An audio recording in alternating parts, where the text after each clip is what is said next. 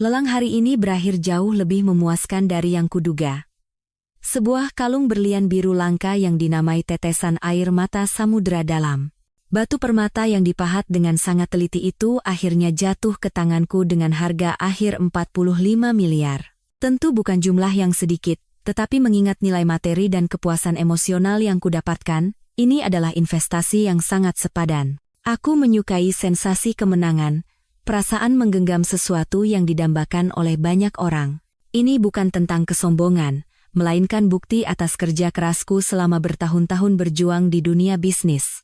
Dengan mengabaikan tatapan penuh kekaguman bercampur sedikit iri, aku melangkah keluar dari balai lelang. Di luar pintu, sahabatku tersayang, Bianca, sudah menungguku. Seperti biasa, Bianca selalu ada di setiap momen terpenting dalam hidupku. Ia menggamit lenganku dan berceloteh riang. Siapa yang bisa melawan Ibu Clara Wijaya kalau sudah turun tangan? 45 miliar, mendengarnya saja kakiku sudah lemas. Pasti banyak yang tidak bisa tidur malam ini karena menyesal. Aku tersenyum, senyum yang telah terlatih melalui ratusan negosiasi. Cukup ramah, namun tetap menjaga jarak. Ini hanya mainan biasa, untuk merayakan kontrak baru yang kutandatangani minggu lalu. Aduh, Bu Direktur, sudahlah.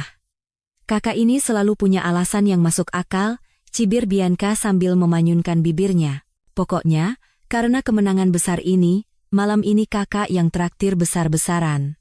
Saat kami tertawa riang dan berjalan menuju sedan mewah yang telah menunggu, ponselku bergetar. Sebuah pesan WhatsApp dari Bianca, yang berdiri tepat di sampingku. Dengan tatapan bingung, aku menoleh padanya. Wajah Bianca seketika mengeras, senyumnya lenyap tak berbekas. Tanpa menatapku, ia menunjuk ponselnya dengan dagu. Sorot matanya yang rumit memancarkan campuran antara kekhawatiran dan amarah. Firasat buruk mulai menyelimutiku. Kubuka ponsel. Dan sebuah video pendek tanpa suara mulai berputar di layar. Kualitasnya tidak terlalu bagus, tetapi cukup untuk mengenali kedua pemeran utamanya. Dalam video itu, seorang pria mendekatkan wajahnya ke telinga seorang wanita muda, tangannya melingkar di pinggang ramping wanita itu sambil tersenyum mesra. Pria itu adalah suamiku, Bima Aditya. Sahabat masa kecilku, cinta pertamaku, dan pria yang menikahiku 2 tahun lalu. Seketika, tenggorokanku tercekat. Pemandangan di sekitarku terasa kabur. Suara riuh mobil di jalanan, suara Bianca yang memanggil namaku dengan lirih, semuanya terasa menjauh. Di depan mataku, hanya ada gambaran suamiku pria yang kucintai dan kupercaya dengan segenap hati sedang memperlakukan wanita lain dengan begitu mesra. Wanita itu, dengan wajah yang sangat muda dan polos, bersandar manja di pelukan Bima. Entah berapa lama aku berdiri mematung. Baru ketika Bianca mengguncang bahuku dengan lembut, aku tersadar. Clara, kamu tidak apa-apa? Suaranya penuh kecemasan. Aku menggelengkan kepala dan memasukkan ponsel ke dalam tas tanganku. Aku mencoba mengatur napas dengan menarik napas dalam-dalam. Aku tidak apa-apa. Ayo kita pulang dulu. Apanya yang tidak apa-apa? Kata Bianca, suaranya nyaris berteriak. Dengan bukti sejelas ini, kamu bilang tidak apa-apa? Beraninya bajingan itu, kamu mau aku berbuat apa? Katakan saja, aku akan menemanimu mendatangi si brengsek itu dan menamparnya, lalu membantumu mengurus perceraian. Melihat mata sahabatku yang berkilat karena amarah, hatiku sedikit menghangat, namun rasa lelah yang luar biasa segera menyergapku. Rasa lelah ini bukan datang dari keputusasaan, melainkan dari sebuah kesadaran yang teramat jelas dan kejam. Aku tahu, pernikahan kami telah berakhir. 2 tahun lalu, ketika perusahaan Bima diambang kebangkrutan, tanpa ragu aku mengerahkan seluruh uang dan koneksiku untuk membangkitkannya kembali. Aku percaya cinta dan pengorbananku akan dihargai, tapi sepertinya aku salah. Ketika seorang pria mendapatkan segalanya dengan terlalu mudah, ia cenderung melupakan orang yang telah menemaninya melewati badai. Bianca, kataku dengan suara yang luar biasa tenang. Biar aku yang urus masalah ini sendiri. Jangan khawatir, pulanglah. Aku ingin sendiri sejenak. Aku tidak memberinya kesempatan untuk membantah dan langsung menyuruhnya masuk ke mobilnya. Setelah memastikan ia pergi, barulah aku kembali ke mobilku. Aku duduk di kursi belakang, menyandarkan kepala ke jendela, menatap keramaian di luar. Berlian seharga 45 miliar, aku tidak merasa rugi sedikit pun. Tetapi memikirkan masa muda dan semangat yang telah kucurahkan untuk seorang pria, rasanya sungguh merugi. Air mata tidak keluar. Rasa sakit yang menyayat pun tidak terasa. Hatiku hanya terasa hampa dan dingin membeku. Mungkin ketika kekecewaan mencapai puncaknya, seseorang tidak lagi merasakan sakit. Aku memejamkan mata dan mulai merencanakan langkah-langkah selanjutnya di dalam kepalaku. Sandiwara ini sudah saatnya ditutup.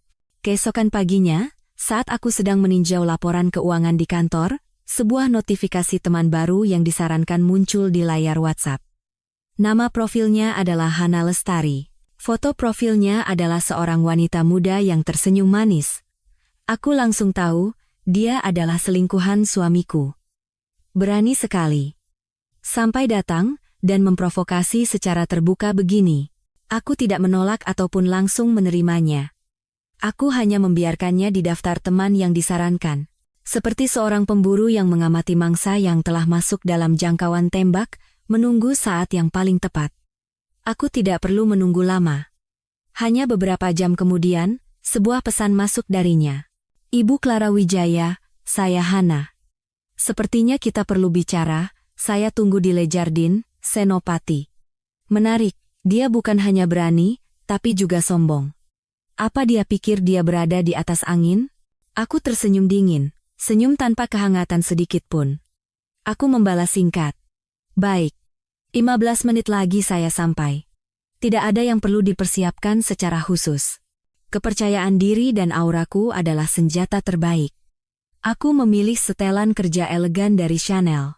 Kupadukan dengan blazer berwarna senada dan sepatu stiletto dari Christian Louboutin. Di cermin, berdiri seorang wanita yang sukses, mandiri, dan berkuasa. Aku ingin wanita itu tahu dengan siapa ia berhadapan. Le Jardin adalah tempat yang mewah dan tenang, sesuai seleraku.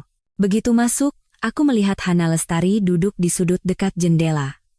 Ia mengenakan gaun putih bersih, memancarkan aura rapuh. Melihatku, ia tampak sedikit terkejut. Mungkin ia tidak menyangka aku akan muncul secepat ini, dan dengan penampilan yang begitu percaya diri. Aku menarik kursi di seberangnya dan meletakkan tas Hermesku di kursi kosong. Setelah memesan teh kamomil, aku menatap lurus ke matanya. Apa yang ingin Anda bicarakan? Silakan. Sikapku yang langsung pada intinya membuat Hana sedikit kehilangan ketenangan. Ia menarik napas dalam-dalam, mencoba mengembalikan kepercayaan dirinya. Ibu, mungkin ibu tidak akan percaya, tapi saya dan Mas Bima saling mencintai dengan tulus. Aku menyesap tehku. Aroma wangi teh menyebar di mulutku. Aku hanya diam mendengarkan. Keheninganku sepertinya membuatnya semakin gugup.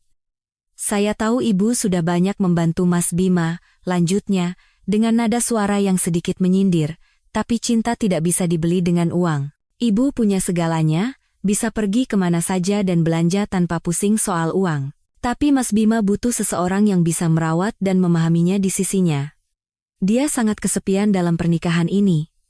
Mendengar itu, aku tak tahan untuk tertawa. Bukan tawa keras, hanya senyum tipis di sudut bibir, tapi cukup untuk mengejek lawan bicara. Apakah wanita ini naif? Ataukah sedang memainkan sandiwara yang payah? Beraninya dia? Dengan status apa dia membahas pernikahanku dan menilaiku sesuka hati? Aku meletakkan cangkir tehku, menelitinya dari ujung kepala hingga ujung kaki, lalu mengunci pandanganku pada gaun yang ia kenakan. Anda benar, uang tidak bisa membeli cinta, tapi uang bisa membeli banyak hal. Misalnya, gaun yang sedang Anda pakai itu. Hana seketika membeku, raut wajahnya menunjukkan kebingungan. Aku melanjutkan dengan suara datar tanpa emosi. Itu gaun Valentino, koleksi terbatas musim gugur 2 tahun lalu. Saya punya yang persis sama. Saya memakainya saat pesta ulang tahun saya. Sepertinya Bima sangat menyukai desain ini, ya, sampai membelikan yang sama untuk Anda. Sayangnya, barang mewah pun ada musimnya. Melihat Anda memakai desain yang sudah lewat 2 tahun, selera yang memberi hadiah maupun yang memakainya jadi sedikit meragukan. Wajah Hana memucat, lalu memerah padam. Kepercayaan dirinya di awal tadi lenyap tak berbekas, digantikan oleh rasa malu dan amarah. Ia berkata dengan tergagap, "Apa maksud Anda?" "Maksud saya sederhana." Aku bersandar di kursi. Tatapanku setajam pisau. "Apa yang Anda banggakan saat ini, yang Anda sebut sebagai cinta sejati itu, sebenarnya hanyalah barang-barang usang yang sudah tidak menarik lagi bagi saya. Termasuk pria yang ada di sisi Anda itu.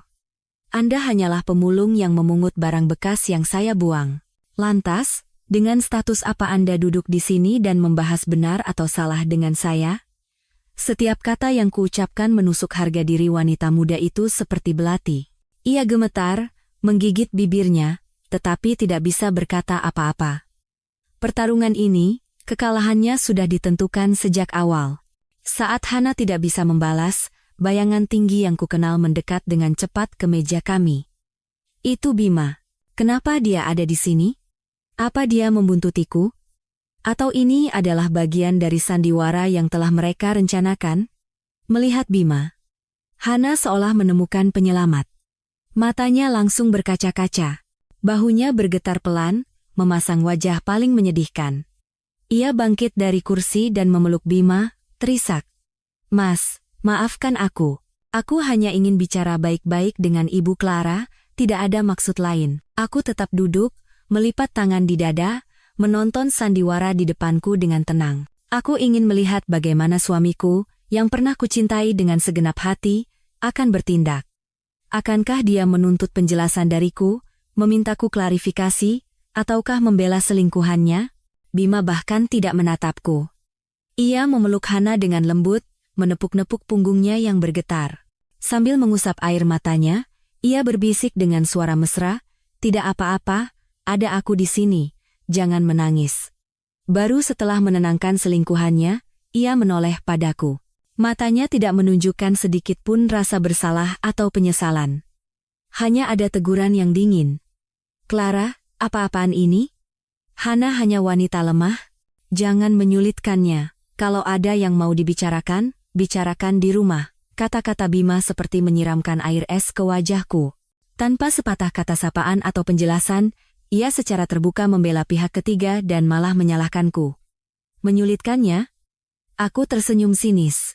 "Apa kamu tahu apa yang dia katakan setelah memanggilku ke sini? Atau kamu hanya percaya pada air mata buayanya itu? Apapun yang Hana katakan, kamu tidak seharusnya sekasar itu padanya." Bima mengerutkan kening dan meninggikan suaranya. "Lihat sikapmu itu. Selalu sombong dan meremehkan orang lain. Jadi di matanya, aku adalah orang seperti itu. Sombong dan meremehkan orang lain. Mungkin dia lupa bahwa kesombongankulah yang menyelamatkan perusahaannya dari kebangkrutan. Mungkin dia lupa bahwa koneksi yang ia anggap kupakai untuk pamer itulah yang memberinya posisi saat ini." Aku bangkit dan mengambil tas tanganku. Aku tidak ingin membuang waktu sedetik pun lagi di tempat ini. Semuanya sudah terlalu jelas. Pria ini telah berubah total. Atau mungkin, inilah sifat aslinya yang selama ini tidak kusadari.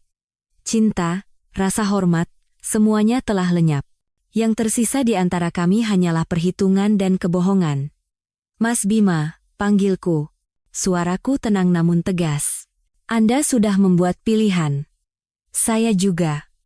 Aku berjalan keluar tanpa menoleh ke belakang. Di belakangku, terdengar suara Hana yang penuh kemenangan. "Bu Clara mau kemana? Pembicaraan kita belum selesai." Lalu disusul suara Bima. "Sudahlah Hana. Biarkan saja. Ayo kita pergi makan. Aku tahu restoran baru yang enak." Tanganku mencengkeram tali tasku dengan erat. Kukira hatiku akan sakit dan hancur. Tapi ternyata tidak, aku tidak merasakan apa-apa. Jantungku kini terasa seperti sebongkah es. Cinta sudah mati. Sepenuhnya. Sejak saat itu, di kepalaku hanya ada dua kata, perceraian. Dan aku tidak akan pergi diam-diam. Aku akan mengambil kembali semua yang menjadi milikku, pokok beserta bunganya. Akhir dari sandiwara ini akan kutulis sendiri. Beberapa hari setelah pertemuan di kafe, aku membenamkan diri dalam pekerjaan agar emosi pribadi tidak memengaruhi bisnis. Aku menghubungi pengacara pribadiku, Pak Jonathan, untuk mulai mempersiapkan proses perceraian. Perjanjian pranikah yang kami buat sangat jelas. Semua asetku sebelum dan selama pernikahan adalah milikku pribadi, dan Bima tidak berhak atas apapun. Itu adalah langkah antisipasi bijak yang diajarkan ayahku. Aku dan Bima memasuki masa perang dingin. Dia masih pulang ke rumah setiap malam, tapi kami tidak berbicara sepatah kata pun. Rumah besar itu mendadak menjadi ruang yang dingin dan menyesakkan. Dia sepertinya juga sedang menunggu pergerakan dariku.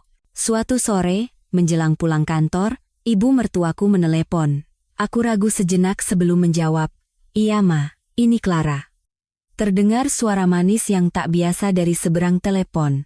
Clara, sedang apa, nak? Malam ini pulanglah, kita makan malam bersama Papa. Sudah lama kita tidak kumpul keluarga. Aku sedikit mengerutkan kening. Kumpul keluarga? Sejak aku menjadi menantu di rumah ini, jumlah acara makan malam keluarga bisa dihitung dengan jari. Ibu mertuaku tidak pernah menyukaiku. Ia merasa aku terlalu kuat dan sukses, sehingga membuat anaknya tidak bisa berkembang. Dia selalu menyindir bahwa aku hanya tahu bekerja dan tidak bisa mengurus rumah tangga, semua usahaku untuk mengambil hatinya sia-sia. Jadi, undangan mendadak ini jelas bukan sekadar makan malam keluarga biasa. Baik, Ma. Tapi malam ini saya ada janji penting dengan rekan bisnis. Aku menolak dengan sopan. Batalkan saja. Suaranya menjadi tegas. Pekerjaan bisa kapan saja, tapi keluarga adalah yang utama. Kalau kamu tidak datang, Mama anggap kamu tidak menghargai orang tua.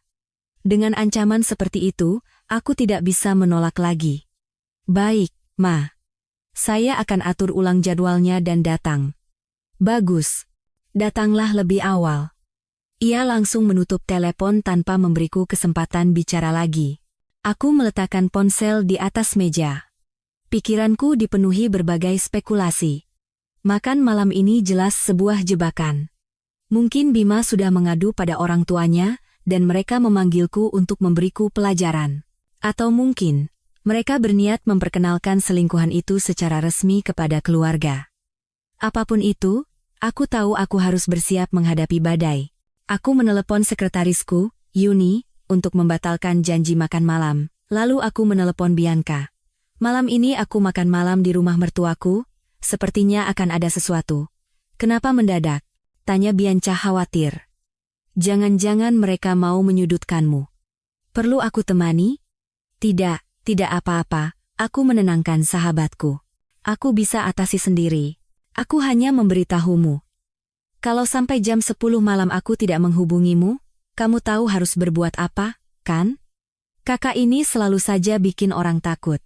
Meski berkata begitu, aku tahu Bianca tidak akan melepaskan ponselnya sampai aku menghubunginya kembali. Aku memutuskan untuk tidak pulang dan berganti pakaian. Aku ingin menemui mereka dengan penampilanku saat ini, sebagai seorang wanita karier yang sukses. Aku mampir ke salon terbaik untuk menata rambut, lalu ke pusat perbelanjaan untuk membeli wine premium dan satu set buah-buahan mahal. Meskipun aku tahu malam ini tidak akan berjalan mulus, aku harus tetap menjaga etika minimal. Aku ingin menunjukkan bahwa dalam situasi apapun, Clara Wijaya selalu memegang kendali, selalu tampil percaya diri, dan tidak akan membiarkan orang lain meremehkanku. Mobil meluncur menuju rumah mertuaku, hatiku sudah bersiap untuk perang tanpa kompromi. Aku memarkir mobil di depan rumah yang familiar. Rumah ini, setelah aku menikah, telah kurenovasi dengan biaya yang tidak sedikit sesuai selera ibu mertuaku, bahkan semua perabotannya kuganti baru. Aku berharap usaha itu bisa menyenangkannya dan mempersempit jarak antara kami. Tapi aku salah. Aku turun dari mobil, membawa wine dan pasel buah. Seorang asisten rumah tangga membukakan pintu dan menunduk hormat, tapi tatapannya seolah menghindariku. Aku tidak peduli dan melangkah masuk. Tawa riang terdengar dari ruang keluarga. Jantungku berdebar kencang. Suara ibu mertuaku, Bima, dan satu lagi suara wanita yang merdu dan manja. Firasatku benar, dia juga ada di sini. Begitu aku masuk, semua suara tiba-tiba hening, semua mata tertuju padaku. Di sofa, Hana Lestari duduk di samping ibu mertuaku, sedang mengupaskan buah untuknya. Mereka tampak seperti ibu dan anak kandung. Bima duduk di sofa tunggal di seberang mereka, menatapku dengan sorot mata yang rumit. Ayah mertuaku berpura-pura tidak peduli sambil membaca koran, tapi aku tahu ia juga tegang dan mengamati situasi. Ibu mertuaku yang pertama kali angkat bicara. Suaranya penuh sindiran. "Oh, Bu Direktur sudah datang. Baru kelihatan sekarang, sepertinya sibuk sekali, ya." Aku tersenyum dan meletakkan hadiah di atas meja. "Iya, Ma. Begitu selesai kerja, saya langsung ke sini. Ini ada sedikit oleh-oleh untuk Papa dan Mama." Ia melirik sekilas hadiah mahal di atas meja, lalu menoleh pada Hana dengan suara yang dilembutkan. "Lihat ini, Hana baik sekali. Begitu pulang kerja langsung ke sini, membawakan ibu banyak sekali makanan suplemen, tidak seperti orang lain yang datang ke rumah mertua seperti tamu, hanya membawa oleh-oleh formalitas." Hana menunduk malu-malu dan berkata dengan suara pelan, "Tidak apa-apa, Tante. Saya sudah menganggap Tante seperti ibu sendiri, sudah seharusnya saya perhatian." Aku merasa mual melihat sandiwara mereka. Tanpa berkata apa-apa, aku duduk diam di sofa tunggal yang tersisa. Aku tidak ingin berdebat dengannya untuk masalah sepele seperti ini. Tujuanku datang ke sini bukan untuk adu siapa calon menantu yang lebih baik. Hana ini bukan cuma baik, tapi juga pintar masak. Ibu mertuaku terus memujinya, seolah sengaja agar aku mendengarnya. Katanya mau belajar masak biar nanti bisa merawat suaminya dengan baik. Tidak seperti orang lain yang sudah menikah 2 tahun tapi tidak tahu dapurnya seperti apa. Aku masih diam. Aku hanya memainkan cincin berlian di jari manisku. Cincin ini bukan pemberian Bima, melainkan kubeli sendiri. Aku selalu percaya bahwa wanita harus menciptakan nilainya sendiri, tidak bergantung pada siapapun. Karena aku tidak bereaksi, ibu mertuaku sepertinya kehilangan semangat. Ia berkata pada Hana, "Sudah, sekarang bantu siapkan makan malam di dapur, ya. Biarkan orang itu istirahat, dia kan sudah bekerja seharian."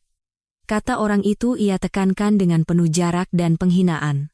Hana menjawab sopan, "Baik, Tante," lalu melirikku dengan tatapan penuh kemenangan sebelum masuk ke dapur. Bima pun bangkit dan berkata pada orang tuanya, "Aku bantu Hana sebentar." Jadilah hanya aku dan ayah mertuaku yang tersisa di ruang keluarga yang luas itu. Baru saat itulah ia melipat korannya dan menghela napas. Ia menatapku dengan tatapan sedikit bersalah dan berkata, "Clara, jangan terlalu dimasukkan ke hati ucapan mamamu itu. Dia hanya..." "Tidak apa-apa, Pa," potongku. "Saya mengerti. Tapi aku tidak mengerti. Aku tidak mengerti mengapa mereka memperlakukanku seperti ini. Apa salahku? Apakah karena aku terlalu mandiri dan sukses? Atau karena aku terlalu mencintai dan banyak membantu putra mereka? Rumah ini, setiap sudutnya ada sentuhan tanganku, tapi kini menyambutku dengan sikap dingin dan pihak ketiga yang siap merebut posisiku. Sambutan yang sungguh mengesankan. Makan malam berlangsung dalam suasana yang menyesakkan. Meja makan dipenuhi hidangan favorit Bima. Jelas semua disiapkan oleh Hana di bawah arahan ibu mertuaku. Aku duduk di tempatku, Bima di seberangku, dan ayah mertuaku di sampingku. Hana duduk di samping Bima, di seberang ibu mertuaku. Mereka tampak seperti keluarga yang sesungguhnya. Aku seperti tamu tak diundang, sosok yang tidak perlu dan tersisih. Sepanjang makan, ibu mertuaku tak henti-hentinya mengambilkan lauk untuk Hana dan memujinya. Masakan Hana enak sekali. Pantas saja terampil di dapur. Beruntung sekali Bima kita. Ia melirikku seolah khawatir aku tidak mendengarnya. Hana berpura-pura malu sambil meletakkan sepotong iga bakar ke piring Bima. "Makan yang banyak, Mas." Akhir-akhir ini kelihatannya kurus sekali. Bima tersenyum dan menerimanya. Senyum lembut yang sudah sangat lama tidak kulihat.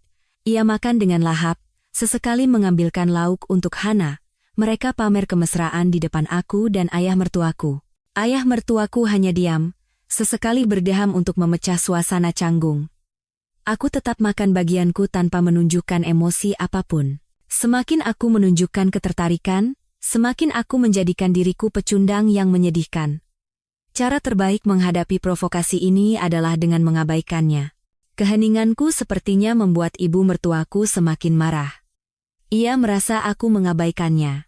Selesai makan, saat asisten rumah tangga membersihkan meja dan kami semua masih duduk minum teh, ia tiba-tiba angkat bicara dengan suara otoriter. Mumpung semua sudah berkumpul, ada yang mau Mama sampaikan. Aku meletakkan cangkir tehku.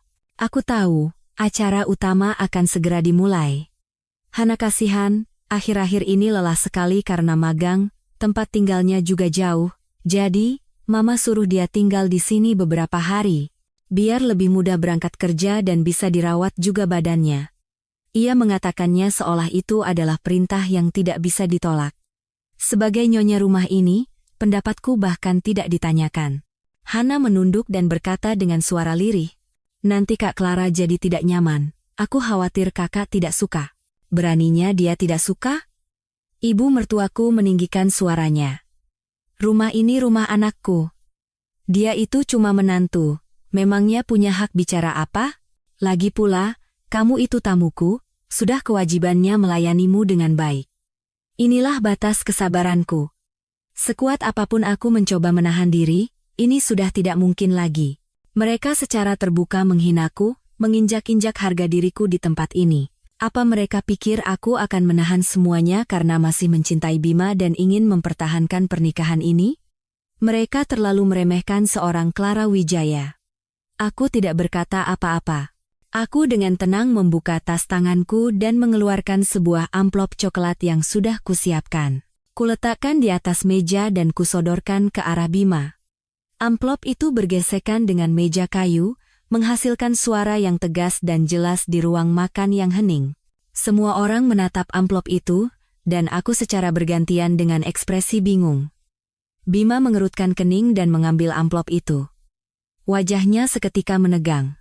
Dua kata yang tercetak tebal di halaman pertama surat gugatan cerai menusuk matanya seperti belati. Aku menatap lurus ke arah Bima. Suaraku tidak keras, tapi cukup jelas dan dingin untuk didengar semua orang di ruangan itu. "Mas Bima, kita bercerai." Keluarga Bima membeku.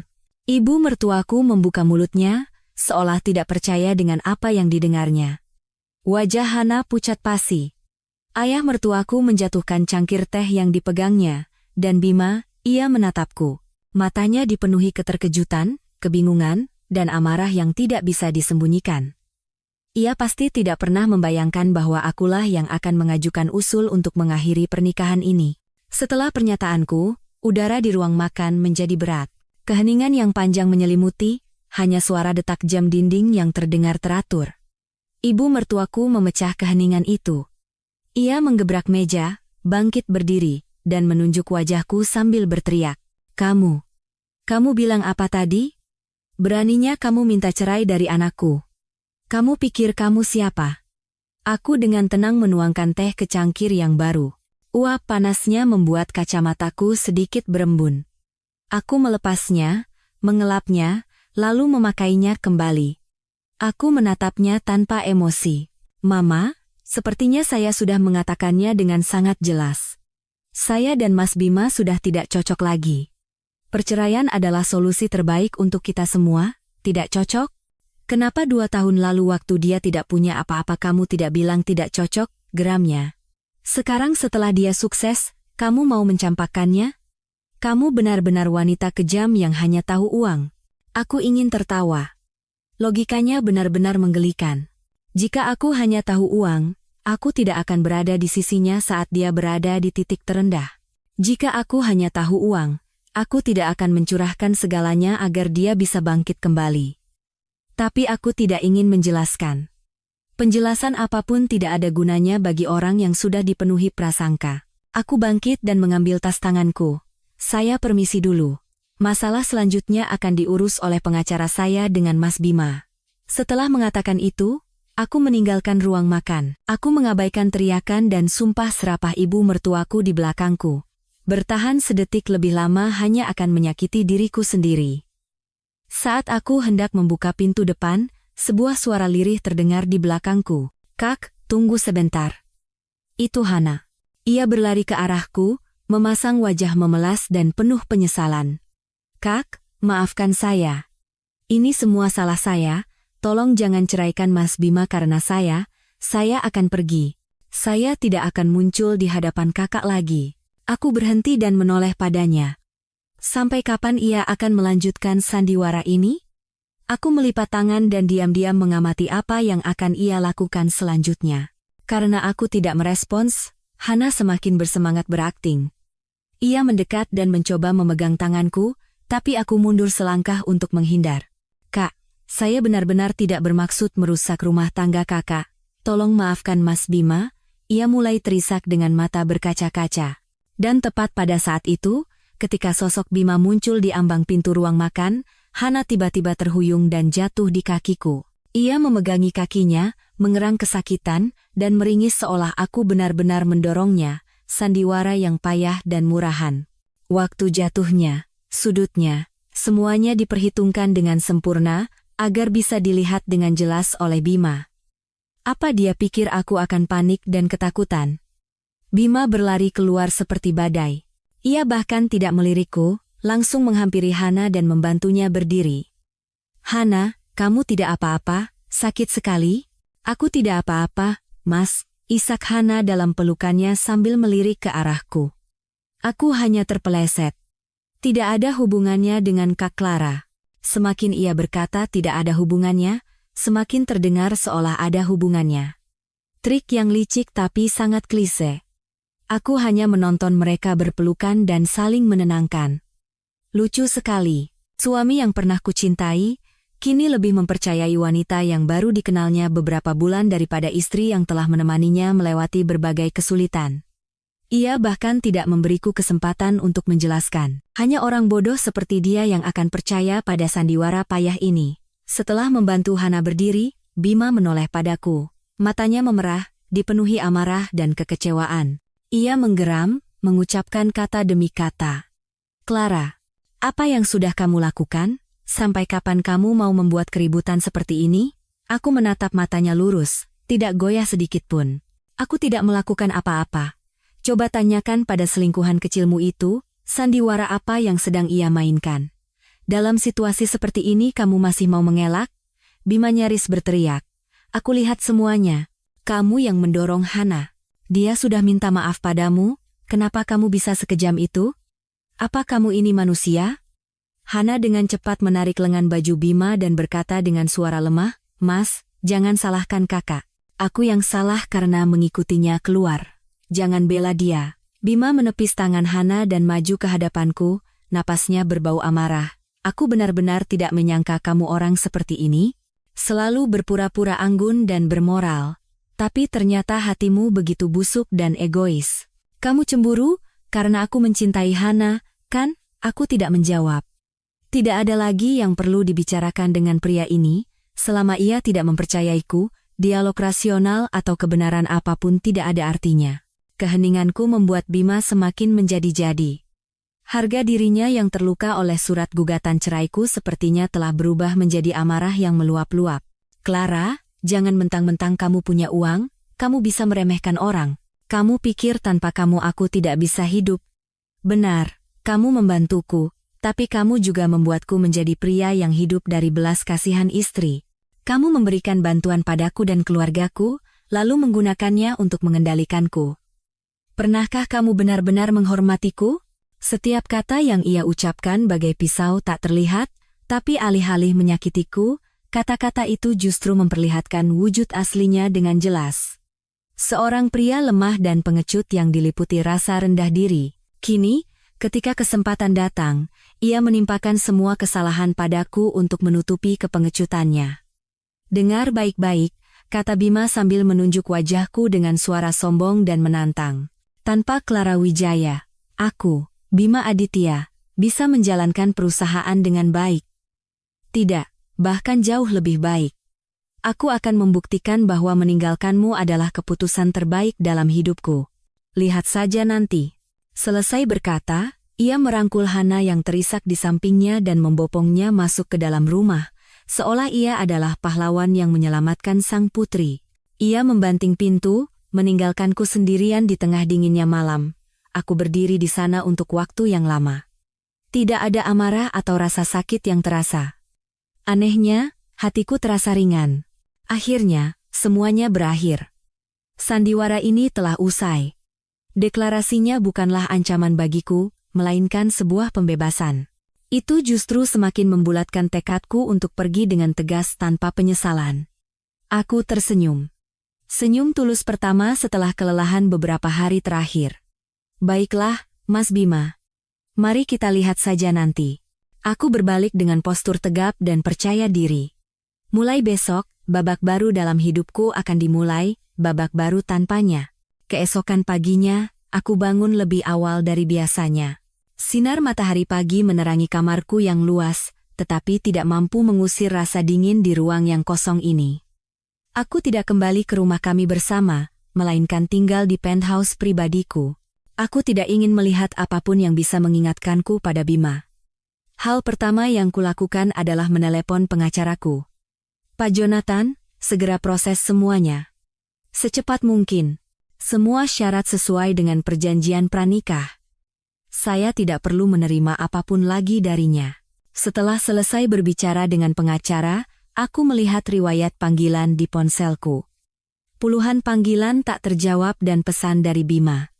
Tanpa membacanya, aku memblokir nomornya. Aku tidak ingin mendengar penjelasan atau tuduhan lagi. Cukup sudah. Pikiranku terasa kosong. 2 tahun pernikahan, begitu banyak kenangan dan usaha, akhirnya berakhir dengan pengkhianatan dan penghinaan. Air mata tidak keluar, tapi hatiku terasa berat. Aku butuh tempat untuk bernapas dan menata kembali hatiku yang berantakan. Dan aku langsung teringat pada Bianca. Aku meneleponnya. Dari seberang telepon, langsung terdengar suara penuh kekhawatiran. Ya ampun, akhirnya kamu telepon juga. Semalam aku tungguin, khawatir setengah mati. Kamu tidak diapa-apain, kan? Mereka tidak menyulitkanmu, kan? Mendengar suaranya yang familiar, senyum lega terukir di bibirku. Aku tidak apa-apa. Aku hanya ingin pergi ke suatu tempat sebentar. Kemana? Sama siapa? Aku temani, kata Bianca tanpa ragu. Bagaimana kalau ke Bali? Usulku. Aku ingin melihat laut. Oke, deal. 30 menit lagi aku sampai. Siapkan barang-barangmu. Ah, tidak usah. Tidak usah bawa barang. Nanti kita beli baru semua di sana. Sekalian refreshing. Bianca selalu penuh energi dan tahu cara membuatku senang. Sesuai janjinya, 30 menit kemudian Bianca sudah tiba di depan rumahku. Kami tidak membawa banyak barang, hanya beberapa barang pribadi, sisanya bisa dibeli. Uang sama sekali bukan masalah bagiku. Jet pribadiku sudah menunggu di bandara. Duduk di kursi kulit yang empuk, memandangi awan putih yang berlalu di luar jendela, aku akhirnya merasakan kebebasan. Aku meninggalkan kota yang ramai, yang penuh dengan orang-orang palsu dan hubungan beracun. Nah, Bianca menepuk bahuku sambil menyodorkan segelas sampanya. Mari kita rayakan kebebasanmu. Kamu beruntung bisa lepas dari suami paling brengsek itu, tahu? Aku mengangkat gelasku dan menyesapnya.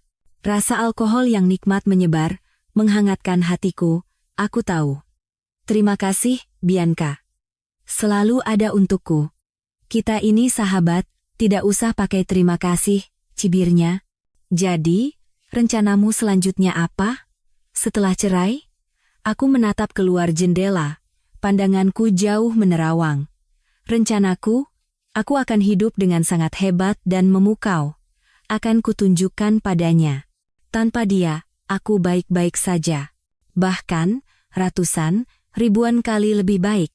Dan dia akan membayar semua perbuatannya. Pesawat mendarat di Bandara Internasional Ngurah Rai di tengah sinar matahari keemasan yang menyilaukan. Angin yang bercampur dengan aroma asin laut menerpa wajahku, terasa begitu menyegarkan. Kami langsung menuju resor termewah. Aku sudah memesan sebuah pool villa yang menghadap langsung ke laut. Selama beberapa hari ke depan, aku mengabaikan semua hal yang berhubungan dengan pekerjaan, semua hal yang berhubungan dengan Bima.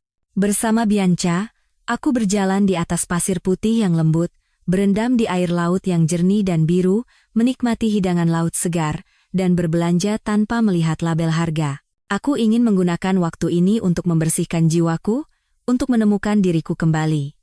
Kembali menjadi Clara Wijaya yang ceria, bebas, dan mencintai kehidupan sebelum kembali ke perang yang belum usai. Kehidupan di Bali berjalan mewah dan damai. Aku mematikan semua alat komunikasi yang bisa menghubungkanku dengan duniaku yang lama, hanya menyisakan satu ponsel untuk berkomunikasi dengan Bianca dan pengacaraku. Setiap pagi, aku terbangun oleh suara ombak yang tenang dan aroma laut. Tidak ada lagi laporan keuangan, rapat yang menegangkan, atau suami yang berkhianat yang perlu kupikirkan. Aku membaca buku di pantai, melakukan yoga, dan menjelajahi restoran-restoran termewah di pulau itu bersama Bianca. Aku merasa akhirnya menemukan kembali keseimbangan hidup yang telah hilang. Suatu sore, saat aku dan Bianca sedang bersantai di tepi kolam renang pribadi villa, ponselku berdering, itu pengacaraku. Ibu Clara, ada perkembangan baru. Pihak Pak Bima sepertinya ingin mempercepat proses perceraian. Aku sedikit terkejut. Mempercepat? Bukankah seharusnya ia mencoba menahanku? Sebegitu tinggikah harga dirinya? Bukan hanya itu, Bu, suara pengacara terdengar ragu. Kabarnya, wanita bernama Hana itu sedang hamil. Gelas anggur di tanganku berhenti di udara. Hamil? Berita yang sangat lucu. Aku ingat dengan jelas perkataan dokter saat aku melakukan pemeriksaan kesehatan menyeluruh beberapa waktu lalu. Karena masalah kesehatan di masa kecilnya, kemungkinan Bima untuk memiliki anak secara alami hampir nol. Kami bahkan pernah membahas bahwa jika kami benar-benar menginginkan anak, kami harus mempertimbangkan program bayi tabung. Dan sekarang, selingkuhan kecilnya itu hamil, benar-benar sebuah keajaiban. Kamu yakin? Bianca langsung bangkit, suaranya penuh keraguan. Mana bisa dia? Jangan-jangan. Aku meletakkan gelas anggurku. Senyum penuh arti tersungging di bibirku. Aku tahu apa yang dipikirkan Bianca, dan aku pun berpikir hal yang sama. Tapi tidak perlu diucapkan, kebenaran akan terungkap dengan sendirinya. Wah, ini jadi semakin menarik, kataku pada pengacara. Biarkan saja. Kita pura-pura tidak tahu apa-apa. Malam itu, aku kembali menyalakan ponsel yang telah kumatikan selama beberapa hari. Seperti yang kuduga, ratusan pesan dan panggilan tak terjawab dari Bima memenuhi layar. Aku membacanya sekilas. Sebagian besar berisi kemarahan dan tuduhan, diselingi beberapa sapaan canggung, dan pesan terbaru yang dikirim beberapa jam lalu, Hana hamil, ini anakku. Kalau kamu memang mau pergi, ayo kita selesaikan perceraian ini secepatnya. Aku harus menjadi ayah yang bertanggung jawab untuk anakku. Aku membaca pesan itu berulang kali. Setiap katanya meresap ke dalam hatiku, bukan dengan rasa sakit, melainkan dengan ironi yang luar biasa. Ia begitu yakin itu adalah anaknya. Ia ingin segera mencampakkanku untuk menyambut anak ajaib itu dan ibunya yang hebat. Harga diri seorang pria yang akan menjadi ayah telah melumpuhkan seluruh akal sehatnya. Aku tidak membalas panjang, hanya satu kalimat singkat yang penuh makna. Aku tahu Hana hamil. Setelah mengirim pesan itu, aku mematikan ponsel. Aku bisa membayangkan ekspresi Bima saat membaca pesanku, ia pasti bingung. Bertanya-tanya bagaimana aku bisa tahu, dan mengapa aku begitu tenang. Ketenanganku akan menjadi serangan psikologis yang membuatnya gelisah. Ia tidak akan pernah menduga bahwa kendali permainan ini sejak awal berada di tanganku. Liburan seminggu di Bali berakhir. Aku kembali ke Jakarta dengan semangat yang baru. Kulitku sedikit lebih gelap dan sehat, hatiku ringan dan segar. Aku siap untuk menyelesaikan semuanya dengan tuntas. Sesuai dugaanku, kehamilan Hana menjadi pendorong terbesar bagi Bima untuk mempercepat perceraian. Ia tidak lagi menggangguku dengan telepon atau pesan tak berarti. Ia hanya ingin segera lepas dariku dan memulai hidup baru dengan keluarga barunya. Ibu mertuaku, jangan ditanya lagi. Ia tidak bisa menyembunyikan kegembiraannya. Di matanya, Hana kini adalah pahlawan keluarga, wanita yang akan melahirkan cucu penerus yang berharga. Di pengadilan, aku dan Bima bertemu kembali. Ia tampak lelah, tapi matanya memancarkan kegembiraan dan kemenangan. Ia merasa telah menang. Lepas dari istri yang sombong, memulai hidup bahagia dengan kekasih muda yang cantik dan calon anak mereka. Ia sama sekali tidak tahu bahwa itu hanyalah awal dari rangkaian tragedi dalam hidupnya. Sidang berjalan cepat. Berkat perjanjian pranikah, tidak ada sengketa mengenai pembagian harta. Bima harus pergi dengan tangan nyaris kosong. Rumah yang kami tinggali adalah asetku sebelum menikah. Mobil-mobil mewah, saham di perusahaan lain, semuanya atas namaku. Satu-satunya yang ia miliki hanyalah perusahaannya, yang telah kubangkitkan kembali. Tapi, tanpa dukunganku, berapa lama perusahaan itu bisa bertahan? Ketika hakim menyatakan kami bukan lagi suami istri, aku melihat Bima menghela napas lega. Ia menandatangani dokumen tanpa ragu. Aku pun begitu. Meletakkan pena, secara resmi mengakhiri pernikahan 2 tahun kami. Tidak ada sedikit pun penyesalan, tidak ada sehelai pun rasa sakit. Saat keluar dari pengadilan, Bima menatapku. Untuk pertama kalinya dalam beberapa hari, ia menyapaku lebih dulu. Suaranya mengandung sedikit ejekan. Sudah selesai, ya, selamat atas kebebasanmu. Sekarang kita tidak punya hubungan apa-apa lagi. Aku tersenyum ramah. Kamu juga. Selamat akan menjadi seorang ayah. Semoga kamu tidak menyesali keputusanmu hari ini. Setelah mengatakan itu, aku berbalik. Meninggalkannya yang menatapku dengan bingung, tidak mengerti arti kata-kataku. Aku masuk ke dalam Rolls-Royce-ku. Sopir membukakan pintu dengan hormat. Dari balik jendela mobil, kulihat Bima masih berdiri di tempat yang sama, menatapku. Ia tidak bisa membayangkan betapa mengerikannya hidupnya setelah meninggalkanku. Dengan dokumen yang menyatakan statusku belum menikah di tangan, hatiku terasa seringan kapas. Akhirnya aku keluar dari kubangan lumpur ini, tapi ini belum berakhir. Sandiwara terbaik baru akan dimulai. Rencana pembalasanku baru saja akan dieksekusi. Begitu Rolls-Royce meninggalkan area pengadilan, aku tidak pulang ke rumah. Aku mengeluarkan ponsel dan menekan nomor yang tersimpan. Terdengar suara profesional dari seberang telepon. Selamat siang, dengan Sentosa Movers. Selamat siang, kataku dengan tenang. Saya Clara Wijaya, CEO Wijaya Group. Saya ingin menggunakan jasa pindahan sekarang juga. Aku memberikan alamat rumah mertuaku, tempat Bima dan keluarganya tinggal. Pindahkan semua perabotan, barang elektronik, dan dekorasi di dalam rumah itu. Daftar detail dan kwitansi pembelian akan segera saya kirimkan melalui email. Semuanya dibeli atas nama saya. Tolong kerjakan dengan cepat dan profesional. Biayanya akan saya bayar 2 kali lipat. Pihak di seberang telepon terdengar sedikit terkejut dengan permintaanku yang mendadak. Tetapi dengan jumlah yang kutawarkan, mereka segera mengonfirmasi bisa mengerahkan seluruh tenaga. Aku menutup telepon dan bersandar di kursi, tersenyum tipis. Pemandangan yang akan terjadi di rumah itu sudah terbayang di benakku. Bima dan keluarganya mungkin sedang bersulang, memimpikan masa depan indah bersama cucu yang akan segera lahir. Mereka tidak akan pernah menyangka bahwa mimpi buruk mereka baru saja dimulai. Sekitar 1 jam kemudian, Yuni, sekretarisku, menelepon untuk melapor. Ibu, tim pindahan sudah tiba dan mulai bekerja. Ibu mertua dan Pak Bima menentang keras, tapi dokumen dan kwitansi yang kami tunjukkan terlalu jelas. Polisi setempat juga sudah datang untuk menjaga ketertiban, jadi tidak ada yang bisa mereka lakukan. Bagus, kataku.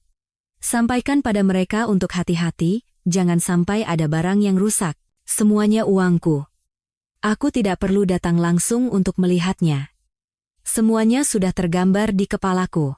Wajah ibu mertuaku yang pucat karena marah saat para profesional mulai membongkar lampu gantung kristal mewah yang begitu ia banggakan pada teman-temannya. Ekspresi bingung Hana saat TV layar lengkung 8K dan sistem suara surround yang biasa ia gunakan untuk menonton film setiap malam dikemas dan diangkut. Dan yang terpenting, wajah tak berdaya dan malu dari Bima Aditya, yang sesumbar akan sukses tanpaku. Kini, ia bahkan tidak bisa melindungi fasilitas di rumahnya sendiri. Mereka harus berhadapan dengan rumah yang kosong melompong. Sofa kulit mewah impor dari Italia akan lenyap, menyisakan ruang kosong yang dingin di tengah ruang keluarga. Tempat tidur empuk dengan spray sutra terbaik akan hilang. Kulkas 2 pintu yang penuh dengan berbagai makanan akan diangkut, menyisakan sudut dapur yang kosong. Semua kemewahan yang kubawa ke dalam hidup mereka, semua yang mereka anggap pantas mereka nikmati, kini akan lenyap bersih dalam beberapa jam. Ini bukan sekadar mengambil kembali hartaku. Ini adalah sebuah peringatan kejam. Sebuah pengingat bahwa semua yang mereka nikmati selama 2 tahun terakhir adalah berkat aku. Tanpaku, mereka akan kembali ke tempat asal mereka. Atau mungkin, ke tempat yang lebih buruk. Ini adalah hadiah pertamaku untuk mantan suami dan keluarganya. Semoga mereka menyukainya. Setelah membersihkan sisa-sisa pernikahan, aku kembali fokus pada pekerjaan. Tapi kali ini, tujuanku bukan hanya untuk mengembangkan grup perusahaanku, melainkan juga untuk meruntuhkan kerajaan yang begitu dibanggakan oleh Bima. Setelah kuselamatkan, perusahaan Bima memang berkembang cukup baik selama 2 tahun terakhir, tetapi fondasinya sangat rapuh. Sebagian besar mitra utama dan kontrak besar yang ia miliki didapat melalui koneksiku. Mereka setuju bekerja sama dengan perusahaan rintisan Bima karena melihat wajahku, percaya pada kekuatan finansial dan kredibilitas Wijaya Group. Sekarang setelah aku dan Bima berpisah, tidak ada lagi alasan bagiku untuk membantunya. Aku tidak perlu melakukan hal besar. Aku hanya mengadakan sebuah pesta kecil, mengundang rekan-rekan bisnis terdekat, para petinggi industri, dan beberapa orang yang saat ini bekerja sama dengan perusahaan Bima. Setelah beberapa gelas anggur, aku angkat bicara dengan lembut. Bapak-bapak, ibu-ibu, saya ingin menyampaikan satu berita pribadi. Saya dan Bapak Bima Aditya telah resmi bercerai. Mulai sekarang, semua kegiatan bisnis Bapak Bima Aditya tidak ada hubungannya lagi dengan Wijaya Group maupun saya pribadi. Aku tidak menambahkan apa-apa lagi. Tidak ada gosip, tidak ada pengungkapan aib. Hanya sebuah garis pemisah yang jelas. Tapi di dunia bisnis, satu kalimat ini sudah cukup untuk menjelaskan segalanya. Para rubah tua di dunia bisnis itu langsung paham situasinya. Mereka mengerti bahwa perusahaan Bima telah kehilangan pilar terkuatnya. Efek domino dimulai keesokan harinya. Telepon di kantor Bima pasti berdering tanpa henti.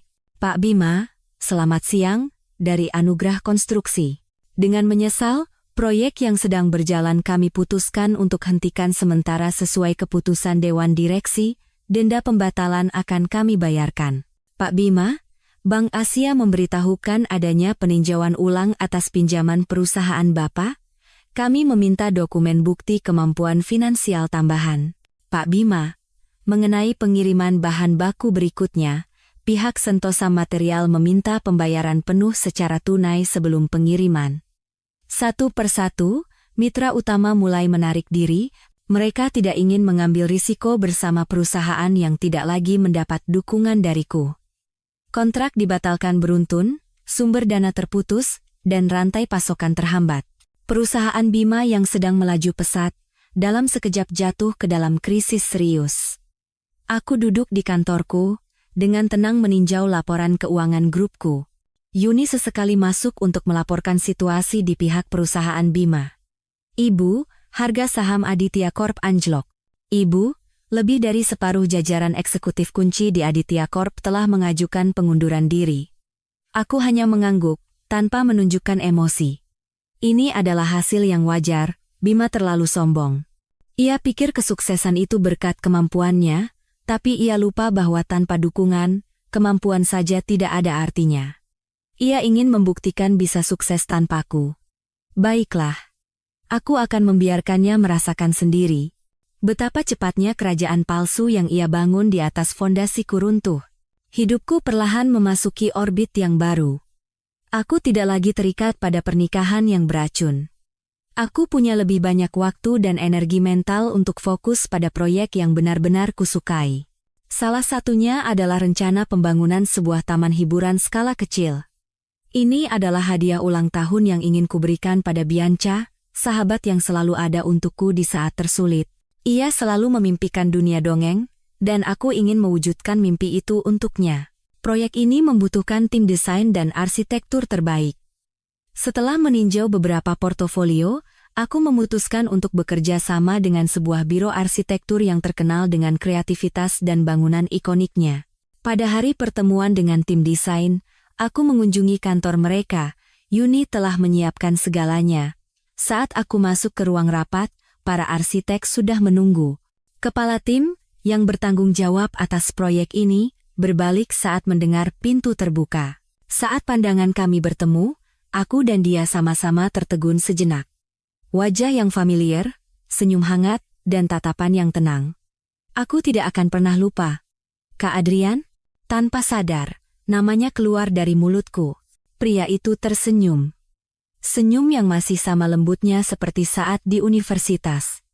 Clara, sudah lama tidak bertemu. Tidak kusangka kita akan bertemu lagi dalam situasi seperti ini. Dia adalah Adrian Pratama, seniorku 2 tingkat di universitas. Ia adalah mahasiswa arsitektur yang berbakat dan idola banyak mahasiswi. Saat itu, selama 4 tahun ia menunjukkan perhatian khusus padaku, tetapi hatiku saat itu sepenuhnya tertuju pada Bima. Setelah lulus, kami kehilangan kontak. Bertemu lagi setelah bertahun-tahun, aku tidak menyangka ia telah menjadi arsitek terkenal yang memimpin perusahaan besar. Rapat berjalan dengan suasana profesional, namun ada sedikit rasa canggung dan akrab. Adrian dengan antusias menjelaskan ide-idenya untuk taman hiburan. Ia mengerti persis apa yang kuinginkan, bahkan membawanya ke tingkat yang lebih tinggi. Ia benar-benar orang yang berbakat. Setelah rapat, Adrian mengajakku minum kopi. Aku tidak menolak. Kami duduk di sebuah kafe kecil dekat kantornya, membicarakan masa lalu. Aku selalu mendengar kabarmu, kata Adrian dengan suara tenang. Selamat ya, sudah membangun karier yang begitu sukses. Terima kasih, Kak. Kakak juga, kan? Sekarang sudah jadi arsitek terkenal. Aku tersenyum. Ia menatapku, ragu sejenak, lalu berkata, aku juga dengar tentang kamu dan Bima. Kamu tidak apa-apa? Pertanyaannya tidak mengandung rasa ingin tahu atau simpati. Hanya kekhawatiran murni. Itu membuatku nyaman. Tidak apa-apa. Semua sudah berlalu. Syukurlah kalau begitu, ia mengangguk.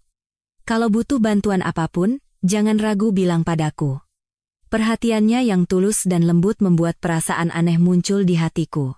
Berbeda dengan kesombongan Bima, berbeda pula dengan hubungan penuh perhitungan di dunia bisnis. Ini adalah perhatian murni tanpa pamrih. Kami berbicara lebih lama tentang teman-teman lama dan rencana masa depan. Pertemuan tak terduga ini bagaikan angin sejuk dalam hidupku, menyadarkanku bahwa masih ada pria baik di dunia ini, dan hubungan yang indah menantiku. Pernikahanku yang gagal dengan Bima hanyalah satu babak sedih dalam hidupku, dan kini saatnya membuka halaman baru. Beberapa minggu kemudian, aku menerima undangan acara gala tahunan. Ini adalah acara besar yang dihadiri oleh semua petinggi di dunia bisnis dan investasi.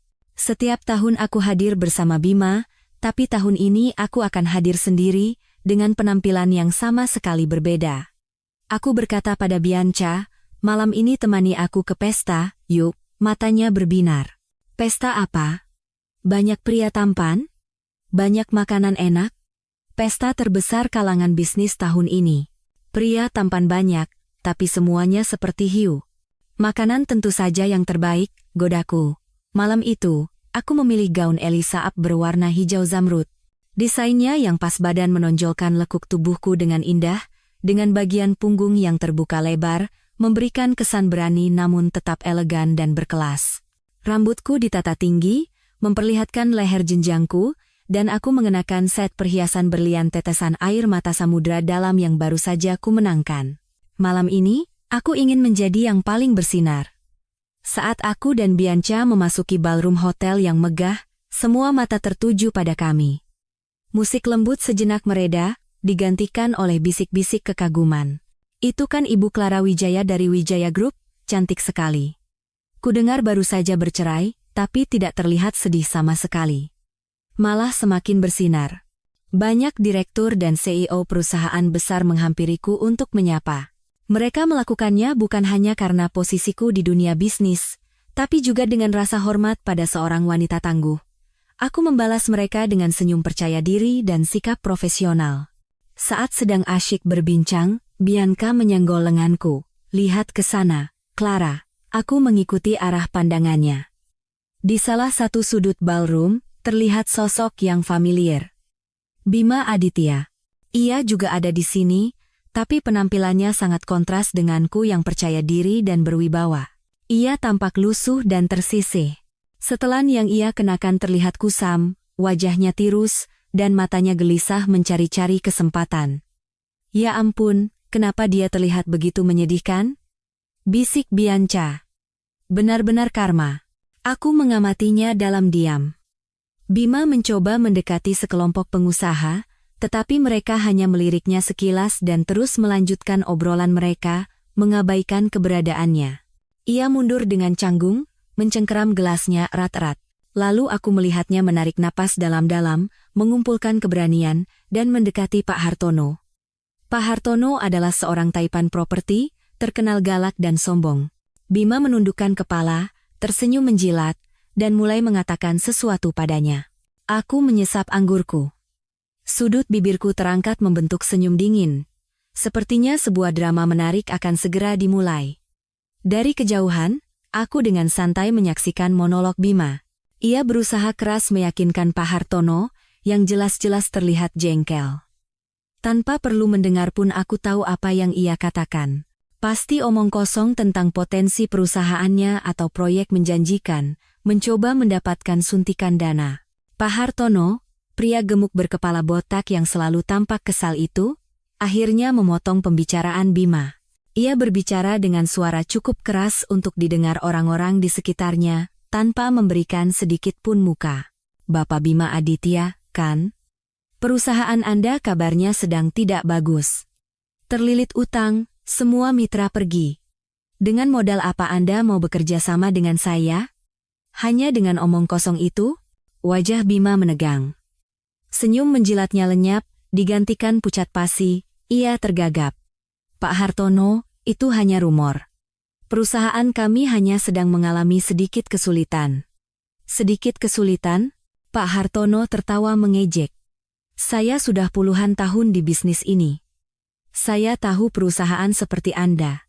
Tanpa ada yang membackup, Anda bukan apa-apa. Lunasi dulu utang-utang Anda sebelum berpikir bisnis besar. Jangan buang-buang waktu saya. Selesai berkata, ia mengibaskan tangannya seolah mengusir pengemis. Ia bahkan tidak meliriknya lagi. Bima membeku di tempat. Wajahnya memerah lalu memucat, kedua tangannya terkepal erat. Tatapan orang-orang di sekitarnya tertuju padanya. Tatapan penasaran, tatapan puas, tatapan kasihan. Bagi Bima yang memiliki harga diri tinggi, ini adalah penghinaan terbesar yang tak tertahankan. Dan seolah menabur garam di atas lukanya, Pak Hartono tiba-tiba melihatku. Wajahnya yang cemberut langsung berubah cerah. Ia tersenyum lebar dan dengan cepat menghampiriku, mengulurkan tangannya. Oh, Ibu Clara. Sebuah kehormatan. Lama tidak bertemu. Anda tetap cantik dan berwibawa seperti biasa. Aku tersenyum elegan dan menjabat tangannya dengan ringan. Selamat malam, Pak Hartono. Anda terlalu memuji. Tidak. Tidak sama sekali, ia menggelengkan tangan. Saya dengar proyek resor baru Ibu. Langkah yang sangat berani. Jika ada kesempatan, Hartono Konstruksi sangat ingin bekerja sama dengan Wijaya Group. Hubungi saya kapan saja jika Anda butuh. Percakapan kami terdengar jelas di seluruh ruangan. Keramahan dan rasa hormat yang ditunjukkan Pak Hartono padaku sangat kontras dengan sikap menghina yang baru saja ia tunjukkan pada Bima. Semua orang melihatnya, dan tentu saja, Bima juga. Ia berdiri tidak jauh dari kami dengan ekspresi kosong. Ia melihatku, melihat Pak Hartono, lalu melihat tatapan orang-orang di sekelilingnya yang tertuju padanya. Aku bisa membaca kepahitan, ketidakberdayaan, dan kebencian yang luar biasa di matanya. Ia pernah menjadi suamiku, berdiri berdampingan denganku di pesta seperti ini. Tapi sekarang, ia hanyalah seorang pecundang, bahan tertawaan. Dan aku, masih berdiri di puncak, pusat perhatian dan pujian. Aku tidak meliriknya.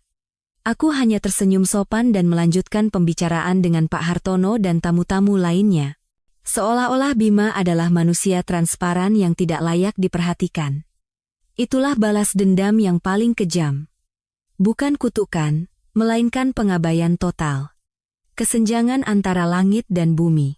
Ia ingin membuktikan sesuatu padaku, kan? Inilah jawabanku. Malam itu, Pesta tersebut menjadi pukulan telak yang mengakhiri karier yang susah payah dibangun Bima. Kabar bahwa ia dihina secara terbuka oleh Pak Hartono menyebar dengan cepat di kalangan pebisnis. Tidak ada lagi yang memberinya kepercayaan. Beberapa mitra yang tersisa pun buru-buru melarikan diri. Hanya seminggu setelah pesta itu, Aditya Corp secara resmi mengajukan kebangkrutan.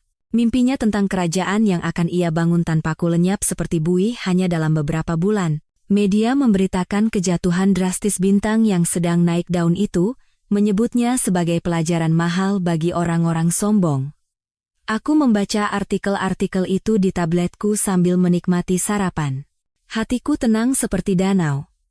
Itu adalah harga yang harus ia bayar untuk pengkhianatan dan kebodohannya. Tapi tragedi Bima tidak berhenti di situ. Bersamaan dengan kebangkrutan perusahaannya, berita mengejutkan lainnya meledak. Sebuah kebenaran yang lebih memalukan daripada kehilangan bisnis. Semua berawal dari Kak Adrian. Setelah bertemu kembali, kami sering berkomunikasi untuk urusan proyek. Suatu kali, dalam obrolan, ia kebetulan menyebutkan bahwa ia kenal seorang dokter kandungan hebat di rumah sakit internasional tempat Hana biasa memeriksakan diri. Karena perhatian dan kepekaannya, ia meminta temannya yang dokter itu untuk mencari tahu sedikit. Dan kebenaran yang tak bisa disembunyikan pun terungkap.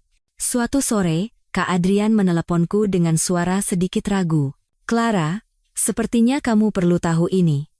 Anak yang dikandung Hana, bukan anak Bima."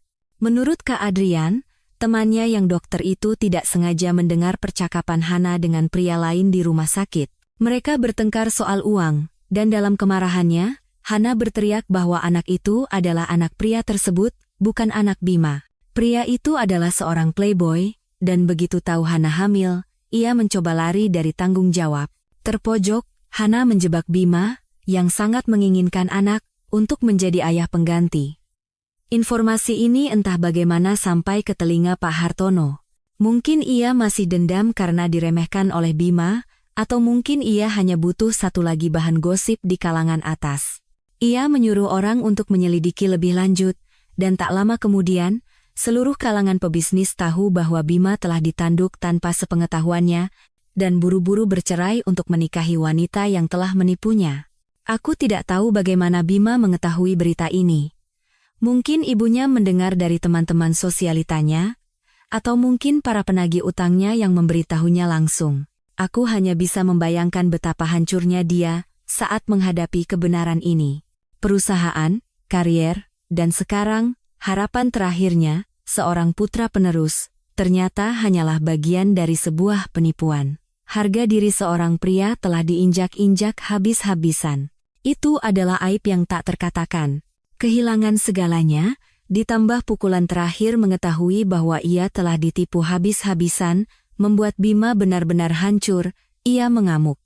Pulang ke rumah dan melampiaskan semua amarahnya pada Hana. Pertengkaran mereka, menurut cerita yang kudengar dari mantan asisten rumah tangga ibu mertuaku, begitu hebatnya sampai terdengar oleh seluruh tetangga. Merasakan kapal akan tenggelam, Hana tidak lagi berpura-pura lemah dan polos. Ia menunjukkan sifat aslinya sebagai penipu profesional. Ia mengakui segalanya, bahwa anak itu bukan anak Bima, dan ia mendekatinya hanya karena uang. Ketika Bima tidak punya apa-apa lagi untuk diberikan, ia juga tidak perlu berpura-pura lagi. Keesokan paginya, orang-orang melihat Hana pergi dari rumah itu diam-diam, membawa semua perhiasan dan tas mewah yang pernah dibelikan Bima. Ia melakukan aborsi dan menghilang tanpa jejak, meninggalkan kekacauan di keluarga Bima. Kehilangan istri, karier, harta, dan calon anak palsu, Bima menjadi benar-benar hancur. Ia terusir dari dunia bisnis karena utang dan skandal. Terjepit, ia terbujuk oleh teman-teman buruknya untuk meminjam uang dari rentenir dengan sisa uang yang ia miliki untuk mencoba bangkit kembali, tapi ia malah ditipu dan kehilangan semuanya. Karena tidak bisa membayar utang, ia dikejar-kejar oleh para penagih utang. Mereka datang ke rumah, merusak barang-barang, dan mengancam orang tuanya. Suatu kali, ia tertangkap dan dipukuli hingga nyaris tewas. Akibatnya, salah satu kakinya cedera parah, dan ia menjadi pincang seumur hidup. Seorang CEO yang dulu gagah, kini menjadi pengangguran cacat yang terlilit utang. Itulah harga yang ia terima untuk pengkhianatan dan kebodohannya. Keluarganya pun tidak jauh berbeda.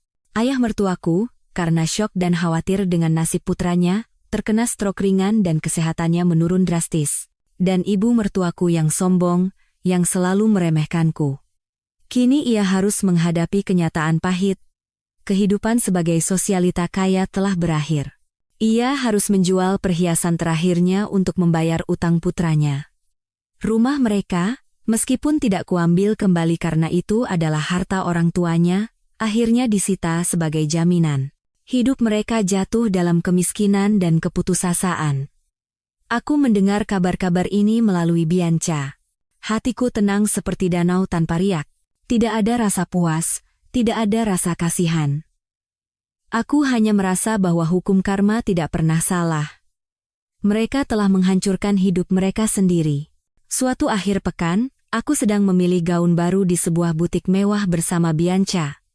Sebuah nomor tak dikenal meneleponku.